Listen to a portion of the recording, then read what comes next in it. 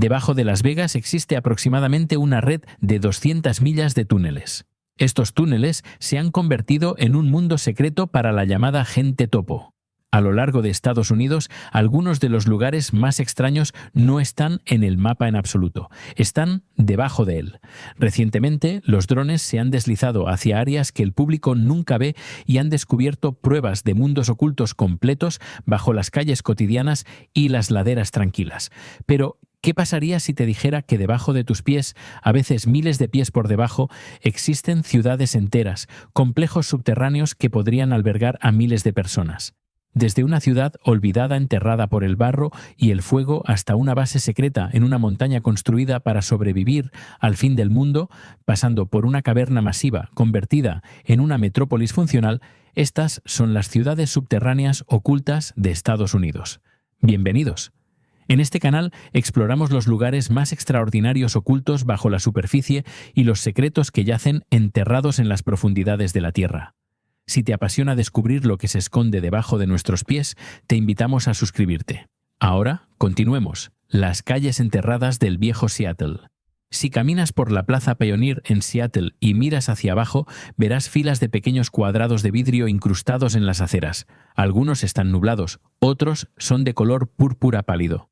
La mayoría de la gente los pisa sin pensarlo dos veces, pero son tragaluces. Fueron construidos para que la luz del sol pudiera alcanzar un nivel más antiguo de la ciudad que ahora se encuentra enterrado bajo las calles, con viejas aceras, puertas de entrada y escaparates sellados en la oscuridad. Seattle terminó con parte de su centro enterrado, porque la primera versión de la ciudad fue construida en un lugar inadecuado. A mediados del siglo XIX, la ciudad creció sobre suaves marismas y colinas empinadas junto a la bahía de Elliott. Las calles eran de tierra o de tablones de madera sueltos. Después de la lluvia, los carros y las personas se hundían en el barro espeso. Con la marea alta, el agua de la bahía a veces inundaba las cuadras más bajas. Las alcantarillas tempranas eran solo simples tuberías de madera que llevaban los desechos cuesta abajo hacia el agua. Cuando la marea subía, el agua de mar empujaba de regreso hacia esas tuberías y podía enviar agua fétida nuevamente hacia la ciudad. La gente sabía que el suelo era inadecuado y los desagües estaban mal, pero la ciudad siguió creciendo de todos modos. El desastre que forzó un cambio llegó el 6 de junio de 1889. Aquella tarde, en una tienda de gabinetes en lo que entonces se llamaba Front Street, un trabajador volcó una olla de pegamento caliente que se estaba calentando sobre una estufa. El pegamento se incendió, las llamas corrieron sobre las virutas de madera del piso, luego saltaron hacia los edificios vecinos y por debajo de las aceras de madera, que funcionaron como líneas de fusibles secas. Los equipos de bomberos se apresuraron a llegar, pero el sistema de agua no pudo mantener el ritmo. Los hidrantes estaban muy separados entre sí. Las tuberías eran pequeñas, y a medida que se abrían más mangueras, la presión del agua caía. El fuego rodó a través de cuadra tras cuadra, ayudado por la madera seca y una fuerte brisa proveniente de la bahía. Para el amanecer del día siguiente, el centro de Seattle había desaparecido. El gran incendio de Seattle había consumido aproximadamente 25 cuadras de la ciudad y más de 100 acres del distrito comercial y el paseo marítimo. Arrasó con tiendas, hoteles, oficinas, varios muelles y las terminales ferroviarias. Las pérdidas se estimaron posteriormente en cerca de $20 millones en dinero de 1889. Sin embargo, solo se registra claramente una muerte humana en el incendio mismo. Los informes de la época indican que el incendio mató a muchos más animales, incluyendo un estimado de 1 millón de ratas, y dejó a miles de personas sin trabajo. La joven ciudad había perdido su corazón, pero no a su gente, y ahora tenía que decidir qué tipo de lugar quería ser cuando resurgiera. Los líderes de la ciudad acordaron rápidamente que no reconstruirían simplemente las cosas como habían sido. El concejo prohibió los nuevos edificios de madera en el núcleo del centro. Las nuevas estructuras tenían que ser de ladrillo o piedra para ralentizar cualquier incendio futuro. Al mismo tiempo, había un fuerte impulso para elevar el nivel de las calles en 1 o 2 pisos. Si podían levantar las calles por encima del peor barro y por encima de las mareas altas máximas, las alcantarillas finalmente podrían drenar de la manera correcta y las inundaciones serían menos comunes. A lo largo de cada calle arruinada, las cuadrillas vertieron altos muros de concreto donde estarían los nuevos bordillos, dejando una zanja profunda en el medio. Los trabajadores luego cortaron las colinas cercanas y lavaron tierra y arena a través de grandes tuberías hacia esa zanja. Con el tiempo, el relleno se acumuló entre los muros hasta que alcanzó la nueva altura planificada. En gran parte de la Plaza Pioneer, este nuevo nivel de calle terminó aproximadamente 12 pies más alto que antes. En algunos lugares llegó a estar cerca de 30 pies más alto. Los escaparates y las aceras que una vez habían estado al nivel del suelo, ahora se encontraban en el fondo de altos cañones de concreto, mirando hacia arriba a una calle que se había movido hacia donde solían estar las ventanas del segundo piso. Durante varios años, Seattle vivió con dos niveles a la vez. Muchos edificios de ladrillo habían sobrevivido al incendio y todavía se abrían hacia sus aceras originales abajo, incluso mientras las calles a su lado subían cada vez más alto. Se construyeron pasarelas de madera temporales a lo largo de las partes superiores de los nuevos muros para que los carros y los peatones pudieran moverse a la altura elevada. Para llegar a las tiendas, los clientes bajaban por largas escaleras desde las nuevas aceras hasta las antiguas. En una sola cuadra podías pararte en la nueva calle y mirar hacia abajo a una ranura donde la gente todavía estaba caminando por la antigua. El nivel inferior aún necesitaba luz. Los constructores dejaron un espacio estrecho entre la calle elevada y los frentes de los edificios, y cubrieron ese espacio con marcos de hierro llenos de pequeños bloques gruesos de vidrio llamados luces de bóveda. Desde arriba parecían filas de azulejos de vidrio en el pavimento. Desde abajo funcionaban como bandas de tragaluces, dejando que la luz del día se vertiera hacia la acera cubierta. Cuando eran nuevos, el vidrio era mayormente transparente. Muchos bloques se volvieron púrpura, con el tiempo, porque contenían manganeso, un químico que cambia de color después de una larga exposición a la luz solar. Por eso, las aceras en la Plaza Pioneer todavía brillan con vidrio púrpura pálido en la actualidad, aunque la mayoría de la gente ya no sabe lo que yace debajo de ellos. En 1907, los funcionarios de la ciudad decidieron que este nivel oculto era demasiado arriesgado. Les preocupaba la enfermedad, incluyendo la peste bubónica, que había aparecido en los puertos de la costa oeste a principios de los años 1900. Los pasajes oscuros y abarrotados bajo las calles parecían un mal lugar para grandes grupos de personas. La ciudad condenó la mayoría de las aceras subterráneas. Desde ese momento ya no eran caminos públicos oficiales. Algunos tramos fueron sellados. Otros permanecieron abiertos, pero fueron mayormente ignorados, abandonados al polvo, las filtraciones y la decadencia. Durante las siguientes décadas, muchas de las habitaciones y corredores enterrados adquirieron nuevos usos toscos. Algunos fueron llenados con cajas y suministros para las tiendas cercanas. Algunos se convirtieron en lugares para dormir baratos e ilegales para personas sin otro sitio donde quedarse. Las historias locales hablan de salas de juego ocultas, bares secretos durante la prohibición y fumaderos de opio escondidos en la oscuridad. Para la década de 1960, incluso la parte visible de la Plaza Pioneer estaba en mal estado. Muchos de los viejos edificios de ladrillo de la década de 1890 estaban vacíos o desmoronándose. Algunos planificadores argumentaron que el vecindario debería ser demolido y reemplazado con estacionamientos y bloques de oficinas modernas. Las aceras enterradas y los escaparates debajo estaban húmedos y casi olvidados. Fue necesario que un curioso escritor de periódico los trajera de vuelta a la vista pública. Ese escritor era Bill Speidel, un columnista de Seattle y fanático de la historia local. En 1964 recibió una carta de un lector preguntando si las historias sobre túneles y calles hundidas bajo la Plaza Pioneer eran ciertas. Imprimió la pregunta y prometió averiguarlo. Investigó en viejos archivos de la ciudad y comenzó a explorar sótanos y puertas selladas bajo el vecindario. Lo que encontró fue una prueba clara de que una segunda capa de viejas calles y escaparates todavía se encontraba bajo las aceras modernas. Cuando estuvo listo, usó su columna para invitar al lector a reunirse con él en la Plaza Pioneer un sábado para poder mostrarle lo que había descubierto. Esperaba un grupo pequeño. En cambio, cuando él y su esposa llegaron, la plaza estaba repleta. Aproximadamente 500 personas habían visto el aviso y estaban paradas allí con billetes de $1, todos queriendo un tour. Speidel rápidamente reunió el dinero, dividió a la multitud en grupos más pequeños y los llevó por las escaleras y a través de las puertas cerradas hacia las aceras enterradas. Ese día se convirtió en el primer tour público subterráneo de la Plaza Pioneer. La demanda fue tan fuerte que convirtió la idea en un negocio completo. Si las calles enterradas de Seattle muestran el pasado, lo que hay dentro de la siguiente montaña muestra hasta dónde llegó el país para prepararse para el futuro. La ciudad del día del juicio final, dentro de una montaña. En las afueras de Colorado Springs hay una montaña que se ve como cualquier otra desde el exterior. Árboles en las laderas, roca cerca de la cima, casas y un zoológico abajo. Pero si sigues un camino que se curva alrededor de la ladera, terminas en algo que no se ve natural en absoluto. Un túnel hecho por el hombre cortado directamente en la roca. Un automóvil o un autobús puede conducir directamente hacia ese túnel. Las paredes son de granito desnudo.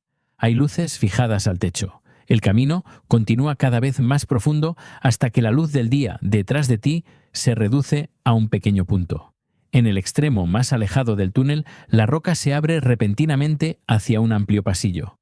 Y ahí las ves. 2 enormes puertas de acero, una detrás de la otra. Cada una tan pesada que pesa muchas toneladas. Estas son puertas antiexplosión. Cuando se cierran, sellan el interior del mundo exterior. Detrás de ellas se encuentra uno de los lugares más difíciles de alcanzar en la Tierra, una pequeña ciudad subterránea construida para seguir funcionando incluso si las bombas nucleares explotan en el cielo. La razón por la que alguien puso una ciudad dentro de esta montaña se remonta a la Guerra Fría. A finales de los años 1950 y principios de los 1960, Estados Unidos y la Unión Soviética estaban compitiendo para construir bombarderos y misiles de largo alcance. Los líderes en Estados Unidos y Canadá se preocupaban por lo que sucedería si las principales ciudades o las bases militares normales fueran golpeadas con armas nucleares. Las estaciones de radar podían dar alguna advertencia si los bombarderos enemigos o los misiles venían en camino. Pero esos radares y centros de comando necesitaban un lugar seguro para enviar sus señales, y la gente necesitaba un lugar seguro para leerlas y tomar decisiones. Un edificio simple en la superficie ya no se sentía lo suficientemente seguro. Entonces, el ejército de Estados Unidos decidió poner un centro de comando dentro de la montaña Cheyenne, justo en las afueras de Colorado Springs. El trabajo comenzó el 19 de junio de 1961.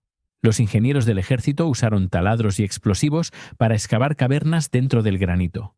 Removieron aproximadamente 693.000 toneladas de roca para hacer espacio. Para 1966, el Centro Principal de Operaciones para NORAD, el Comando Conjunto Estados Unidos-Canadá que vigila los cielos y el espacio sobre América del Norte, estaba funcionando. El costo total de construcción en ese momento fue de aproximadamente $142 millones, lo que sería mucho más en el dinero actual. El complejo se encuentra bajo aproximadamente 2.000 pies de roca sólida. Ese granito actúa como un escudo enorme. Dentro de ese escudo hay un espacio abierto de aproximadamente 5 acres. En ese espacio se encuentran 15 edificios de 3 pisos hechos de acero y concreto. Son edificios reales con paredes, pisos y techos, pero no tocan la montaña. En cambio, cada uno se asienta sobre grandes resortes de acero, más de 1.000 de ellos en total. Esos resortes están diseñados para que los edificios puedan moverse solo un poco, menos de 1 pulgada, si una onda de choque o un terremoto golpea la montaña. Los cables y las tuberías que conectan todo son flexibles, por lo que no se rompen si los edificios se desplazan. En la entrada principal, esas enormes puertas antiexplosión guardan el túnel. Cada puerta tiene aproximadamente 3 pies de grosor y pesa alrededor de 25 toneladas. Están formadas y montadas de una manera que les permite flexionarse bajo presión sin romperse. Todo el complejo fue diseñado para manejar el choque de una explosión nuclear muy poderosa, medida en decenas de millones de toneladas de TNT, detonando a poco más de 1 milla de distancia. La roca toma la mayor parte del impacto. El túnel y las puertas se doblan pero permanecen cerrados. Y los resortes bajo los edificios ayudan a mantener con vida al equipo y a las personas dentro. Hay otra amenaza, además de la explosión y el calor: un pulso electromagnético de alta altitud, a menudo abreviado como HEMP. Eso es lo que sucede cuando un arma nuclear explota en lo alto de la atmósfera y envía una fuerte ola de energía. Esa ola puede freír la electrónica sobre un área amplia, incluso si ninguna explosión golpea el suelo. La montaña Cheyenne es el único sitio subterráneo del Departamento de Defensa de Estados Unidos que está oficialmente certificado para sobrevivir a ese tipo de pulso. Sus cables, habitaciones y sistemas de energía están blindados y filtrados para que incluso si la energía normal y la electrónica del exterior se eliminan, los sistemas dentro de la montaña aún puedan funcionar. El aire que las personas respiran allí también está protegido. El aire fresco normalmente entra a través de pozos y rejillas de ventilación. A lo largo de esos caminos hay válvulas especiales antiexplosión con placas pesadas y filtros. En una crisis, esas válvulas pueden cerrarse de golpe para proteger contra las ondas de choque. Cuando están abiertas, los filtros pueden eliminar el polvo o las partículas peligrosas, incluyendo material químico, biológico o radiactivo, para que las personas dentro puedan seguir respirando, incluso si el aire del exterior está sucio o tóxico. Toda esa protección solo importa si el lugar puede sostener la vida por sí solo. La montaña Cheyenne tiene su propia planta de energía con grandes generadores diésel. Tiene grandes reservas de combustible y enormes bancos de baterías listos para tomar el control si la energía externa de Colorado Springs se cae. El agua proviene de manantiales dentro de la montaña y se almacena en depósitos excavados. Un sistema contiene aproximadamente 1,5 millones de galones de agua para beber y combatir incendios. Otro conjunto contiene aproximadamente 4,5 millones de galones de agua que se utiliza como disipador de calor, es decir, una piscina de enfriamiento gigante para los generadores y otros sistemas. Los trabajadores han dicho que esas habitaciones de agua subterráneas son lo suficientemente grandes como para que las personas a veces las crucen en pequeños botes. Dentro de la montaña hay habitaciones médicas, una pequeña tienda o mercado, una cafetería, espacios de fitness y una capilla. Hay filas de literas de metal, además de pequeñas habitaciones apartadas para los oficiales superiores que podrían necesitar vivir y trabajar allí durante una crisis. También hay oficinas, salas de reuniones y largos pasillos repletos de cables. Durante mucho tiempo, la mayor parte de esto estuvo oculto del público. Pero la montaña Cheyenne lentamente se convirtió en un ícono de la cultura popular. Películas como Juegos de Guerra en los años 1980 la usaron como escenario para una sala de control de guerra nuclear. Programas de televisión como Stargate SG-1 pretendieron que había un portal secreto hacia otros planetas enterrado en lo profundo. Más recientemente, el complejo ha aparecido en películas como Interestelar, como una base para agencias espaciales que comienzan de nuevo después de un desastre. En 2025, un video de MrBeast trajo nueva atención cuando recorrió la montaña Cheyenne como el búnker final y más caro en una alineación que fue de barato a extremo. Mostró el túnel, las puertas anti-explosión y algunos de los espacios interiores, dándoles a millones de espectadores una mirada rápida a un lugar que la mayoría nunca entrará. Incluso en ese clip corto se podía ver cuán gruesas son las puertas, cuán profundos llegan los túneles y cuánto equipo todavía está configurado para ser usado si es necesario. De un búnker construido para la guerra nuclear, nos dirigimos a un mundo completamente diferente bajo tierra, una ciudad industrial masiva tallada en roca. Subtrópolis, la metrópolis industrial subterránea. Imagina que estás conduciendo un camión por una carretera normal en el lado norte de Kansas City, Missouri. Pasas vías de tren, almacenes y lotes abiertos. Luego ves una enorme abertura cuadrada cortada en una colina rocosa. Hay un camino que va directamente hacia la colina y grandes letreros sobre la entrada dicen Subtrópolis. En lugar de detenerse en un muelle de carga en el exterior, el camión continúa y desaparece dentro de la roca. Dentro de esa colina hay un parque empresarial completo bajo tierra con millas de carreteras, cientos de muelles de camiones y miles de personas trabajando cada día de la semana. Subtrópolis se encuentra en los acantilados sobre el río Missouri en una cueva artificial tallada de un tipo fuerte de roca llamada piedra caliza Bethany Falls. La piedra caliza es roca hecha de antiguos lechos marinos que se endurecieron durante millones de años. En esta área, la capa es gruesa y resistente, por lo que fue buena para la minería. Con el tiempo, los mineros removieron la piedra y dejaron atrás un enorme espacio vacío. Esa mina vacía ahora cubre aproximadamente 55 millones de pies cuadrados. Partes de ella se encuentran tan profundo como 160 pies bajo la superficie. Subtrópolis, el parque empresarial dentro de esta mina en la actualidad, utiliza aproximadamente 10 millones de pies cuadrados, con más espacio aún esperando ser terminado a medida que nuevas empresas se mudan. El método de minería que creó este espacio se llama habitación y pilar. Los trabajadores excavaron largos pasillos o habitaciones en la piedra caliza, pero no limpiaron todo. Dejaron gruesas columnas cuadradas de roca en su lugar como pilares para sostener el techo. En Subtrópolis, los pasillos principales tienen aproximadamente 16 pies de alto y 40 pies de ancho. Los pilares de roca que sostienen el techo miden aproximadamente 25 pies por 25 pies. La resistencia de la piedra caliza es muy alta, mucho más fuerte que el concreto normal, por lo que los pilares pueden soportar el peso de todo lo que está arriba. Por eso fue seguro convertir esta vieja mina en un lugar de trabajo permanente en lugar de sellarlo. El hombre que vio un nuevo uso para la mina vacía fue Lamar Hunt, fundador del equipo de fútbol americano Kansas City Chiefs. En los años 1960, Hunt compró la vieja operación de piedra caliza a través de su compañía Hunt Midwest. Miró las temperaturas estables y los amplios túneles y se dio cuenta de que se podían almacenar bienes aquí en lugar de construir más almacenes en la superficie.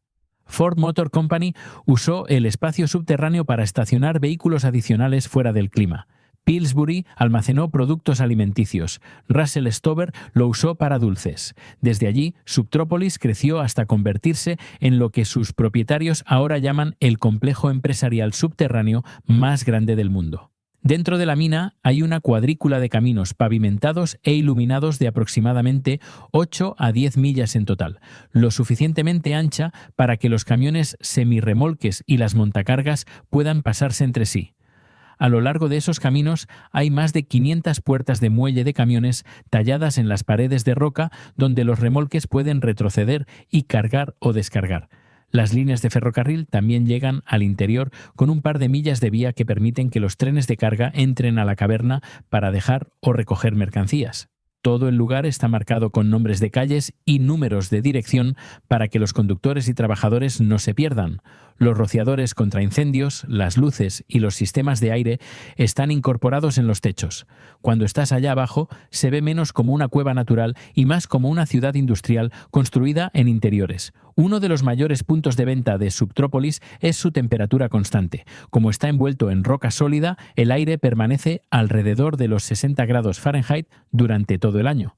Incluso cuando Kansas City tiene nieve de invierno u olas de calor de verano, la humedad también es bastante constante. Eso significa que los inquilinos no tienen que gastar tanto dinero calentando y enfriando su espacio como lo harían en un almacén normal en la superficie. Hunt Midwest dice que las empresas pueden ahorrar del 50 al 70% en costos de energía al usar este espacio subterráneo en lugar de un edificio en la superficie del mismo tamaño. Esas condiciones son útiles para muchos tipos de trabajo. A las empresas de alimentos les gusta tener un clima fresco y constante para los ingredientes y los productos terminados. A los proveedores médicos y a los fabricantes de medicamentos les gusta el control estricto sobre la temperatura. El Servicio Postal de Estados Unidos opera un centro en Subtrópolis que maneja su programa de sellos coleccionables, almacenando hojas de sellos y materiales relacionados que necesitan mantenerse en buena forma. La Agencia de Protección Ambiental tiene una unidad aquí que usa el espacio subterráneo para entrenamiento y almacenamiento. La Administración Nacional de Archivos y Registros utiliza habitaciones con clima controlado en Subtrópolis para almacenar registros federales y películas que estarían en riesgo si estuvieran en edificios más calientes y más húmedos en la superficie. Los operadores de centros de datos también se han mudado, estableciendo filas de servidores de computadora en habitaciones especiales y usando el aire fresco natural para reducir el costo de evitar que las máquinas se sobrecalienten. También hay algunos inquilinos inusuales que muestran cuán flexible puede ser este mundo subterráneo. Un negocio de larga duración es una arena de paintball subterránea, donde los visitantes juegan entre los pilares de roca. Otro es un vivero de plantas llamado Birds Botanicals que cultiva orquídeas y otras plantas delicadas en el aire constante y protegido. Esa fue una ciudad construida para camiones y almacenes. La siguiente está construida para trabajadores de oficina que intentan escapar del clima. La ciudad oculta de jornada laboral de Houston. En una tarde calurosa de verano en el centro de Houston, las calles se ven bastante normales. Ves torres de vidrio, automóviles atascados en los semáforos y personas apresurándose a través de los cruces peatonales. Luego, un trabajador de oficina empuja una puerta de vidrio hacia un vestíbulo, cruza un piso de baldosas y sube a una escalera mecánica que baja. En la parte inferior, la ciudad cambia. Hay pasillos brillantes sin ventanas, largas filas de lugares de almuerzo, puestos de café y pequeñas tiendas. No puedes escuchar el tráfico. No puedes ver el cielo. Pero todavía estás en el centro de Houston, solo que unos 20 pies bajo la calle.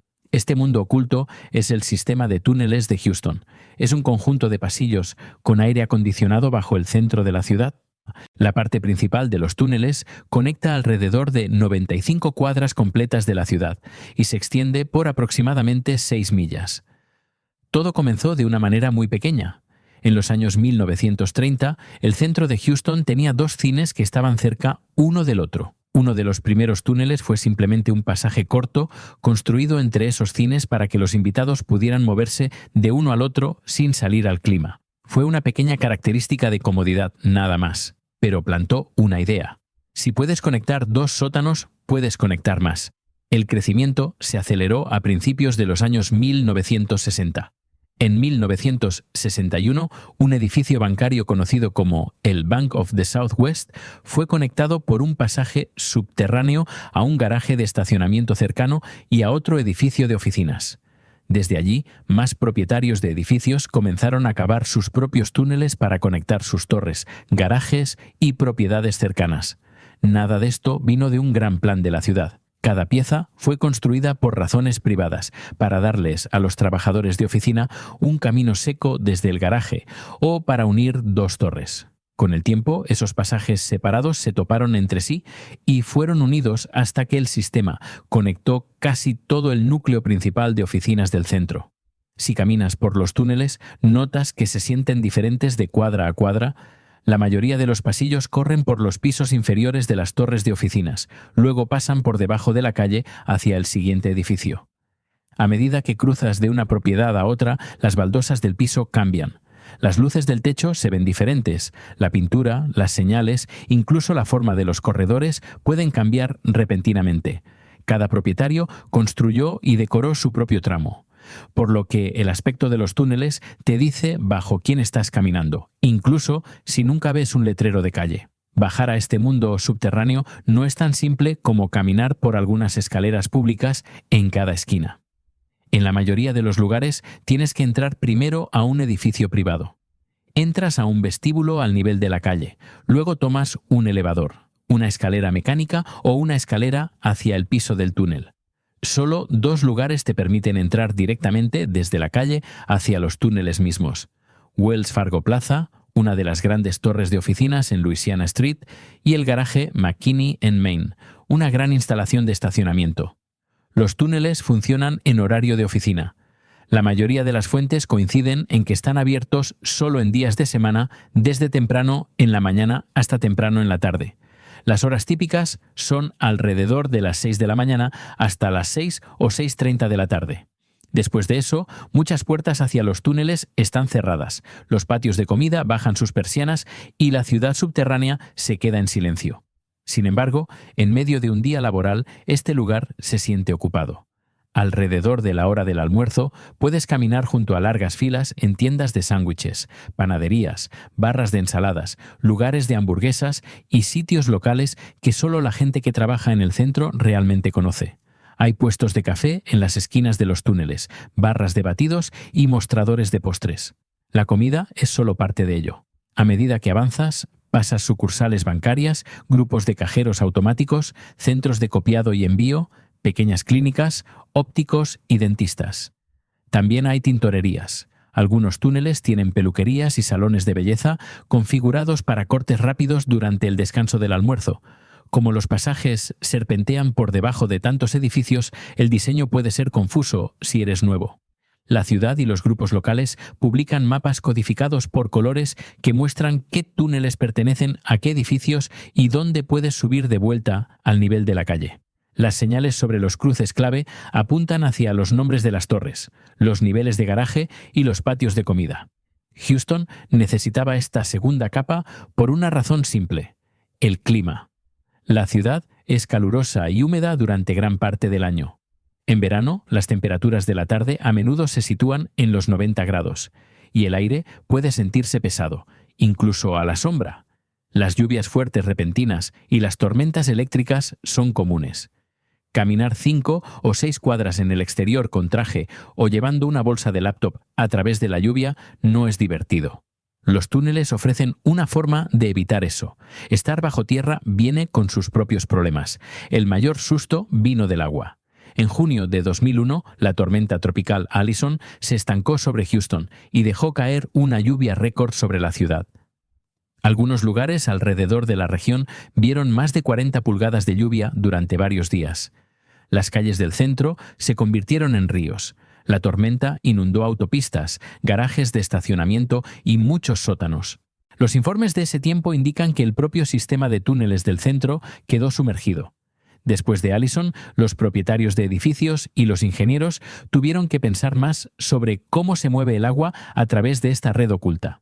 Las rampas hacia abajo, las escaleras y las puertas que se abrían en puntos bajos, se convirtieron en puntos débiles donde el agua podía entrar a los túneles. En respuesta, los propietarios agregaron nuevas defensas en algunas entradas y conexiones. Estas incluyen bordillos elevados, rampas inclinadas que dirigen el agua lejos, y barreras metálicas y compuertas que pueden cerrarse cuando se acerca una lluvia fuerte. Desde las calles enterradas del viejo Seattle hasta el búnker nuclear de la montaña Cheyenne, desde la ciudad industrial de Subtrópolis hasta los túneles laborales de Houston, Estados Unidos esconde mundos completos debajo de la superficie. Estas ciudades subterráneas no son leyendas ni teorías de conspiración. Son lugares reales donde miles de personas trabajan, viven y se preparan para lo peor cada día. Algunos fueron creados por accidentes y desastres, otros por guerras frías y amenazas nucleares, y otros simplemente para escapar del calor y la lluvia. Pero todos comparten algo en común. Son mundos ocultos a plena vista, esperando justo debajo de nuestros pies. ¿Conocías estas ciudades subterráneas? ¿Te sorprendió alguna? Déjanos tu opinión en los comentarios. Gracias por vernos.